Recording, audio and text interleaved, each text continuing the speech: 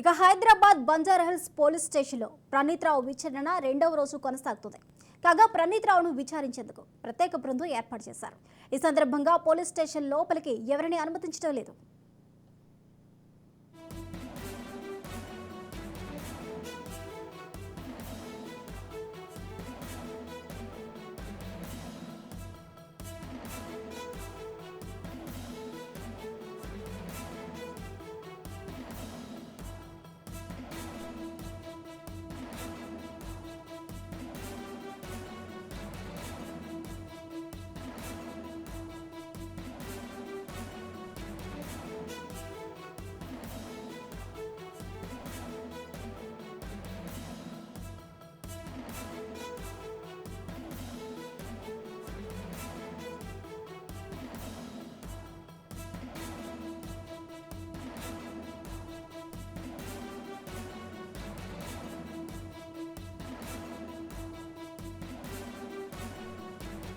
Breaking news చూసిన Hyderabad Banjara Hills police స్టేషన్లో ప్రణీత్ రావు విచారణ రెండవ రోజు కొనసాగుతుంది.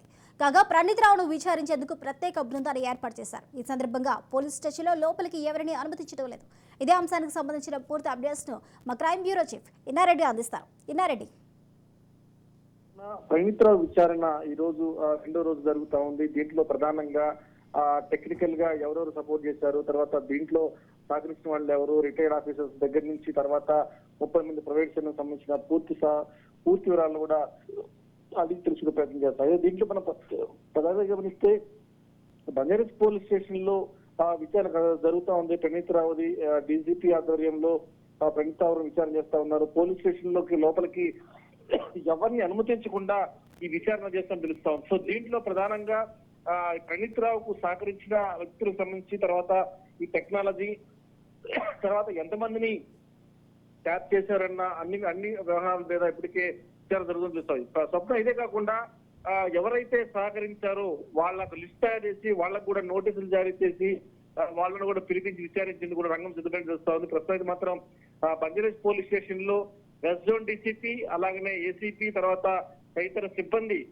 ప్రణీత్ రావును విచారణ చేసినట్టు తెలుస్తా ఉంది. విచారణలో చాలా కీలకమైన సమాచారాన్ని కూడా సేకరించారు. మరి బంజారాహిల్స్ పోలీస్ స్టేషన్ లో విచారించడం వెనుక ఉన్న ప్రధానమైన రహస్యం సంబంధించి కొంతమందిని అంటే ఎవరైతే సహకరించిన వాళ్ళతో సహా విచారిస్తున్నారా లేకపోతే ఇంకా ఏమైనా కీలక డాక్యుమెంట్లు చూపించి విచారణ చేస్తున్న దాని మీద మనకి ఇంకా పూర్తి సమాచారం రావాల్సింది. మొత్తానికైతే మాత్రం ప్రణీత్ రావు ఇచ్చిన సమాచారం మేరకు కొంతమంది నోటీసులు జారీ చేసి వాళ్ళు కూడా పిలిపించి విచారించే అవకాశం అయితే మనకు ఇక్కడ స్పష్టంగా కనిపిస్తా ఉంది. స్వప్న, అయితే ఇన్నారెడ్డి చూసుకున్నట్లయితే 2 రోజుల నుంచి కూడా ప్రణీత్ రావుని అధికారులు విచారిస్తున్నారు. మరి ఈ 2 రోజుల విచారణలో ఏ అంశాలు వెలుగు చూసే మరి నోటీసులు ఎవరెవరికి ఇవ్వబోతున్నారు, ఇందులో మెయిన్ లిస్ట్ లో ఎవరున్నారు?